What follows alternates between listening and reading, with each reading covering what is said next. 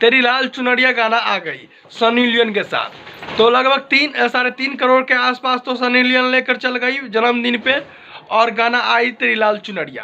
तो कैसे है दोस्त, आज का तो मौसम बहुत सुहाना है। हालांकि मौसम के बाद आज बात नहीं करने आए हैं।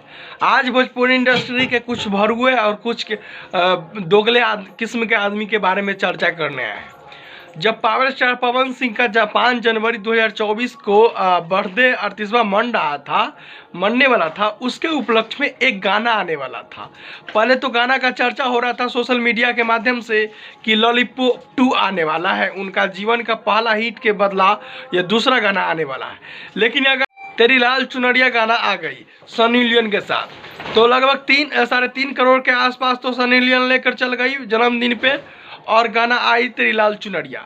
तो इस गाने पे मगहिया जमान 10 दिन पहले से, जन्मदिन के 10 दिन पहले से ये होने वाला है, 20 करोड़ का गाड़ी आने वाला है, 40 करोड़ का ये होने वाला है, 500 गाना उनके गाना में डांस करने वाली है, सनी लियोन रहेगी। तमाम A to Z जो होता है ना हवाबाजी, वो मगहिया जमान कर रहे थे अपनी ओर से।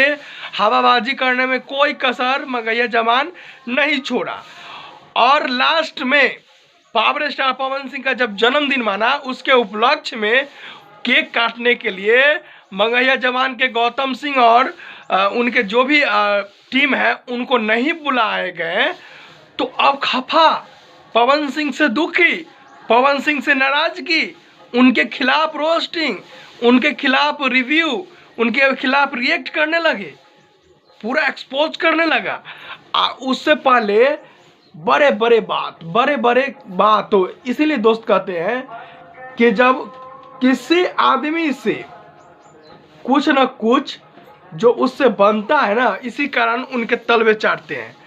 तो उससे पहले हम सुन रहे थे काफ़ी मगहिया जमान के सोशल मीडिया पे, सोशल चैनल पे, सोशल नेटवर्क पे कि ये होने वाला है, ये होने वाला है, ये आएगा, वो जाएगा। और लास्ट में पावर स्टार पवन सिंह और नहीं बुलाए तो मन दुखी। गाने एक कार है रॉयल रॉयल्स, उसका एक्सपोज करने लगा, जो गाड़ी काफ़ी पुराना है, फलना है, चिलना है, तमाम ठिकाना है। यही होता है।